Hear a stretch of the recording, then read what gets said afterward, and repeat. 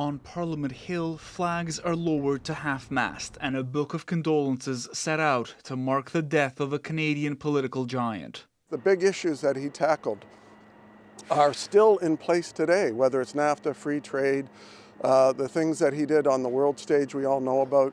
Brian Mulroney died Thursday in Florida. He was 84.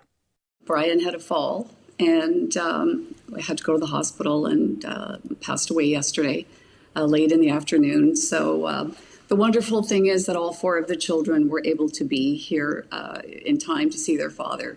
That includes his daughter Caroline, a cabinet minister in the Ontario government. Premier Doug Ford remembers Mulroney fondly. You know, it's so quick to answer the phone when you call him, and he'd tell you the best stories, but he'd lift you up. Like by the time I was finished talking to him, I was ready to go out door knocking.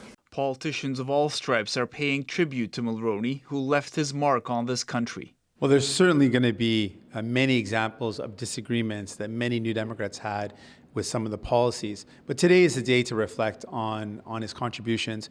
And I can say with a lot of confidence he did have significant contributions to Canada. There are certainly things that people disagreed with from one party to the next. But the idea of service and devotion to country ran through everything he did.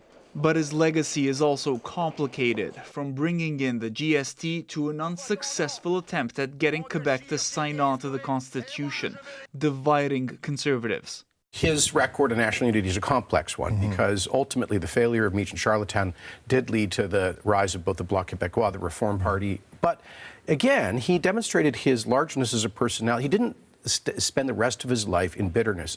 Justin Trudeau says Canadians will have their own opportunity to publicly mourn Mulroney. The government is working with his family to arrange a state funeral soon.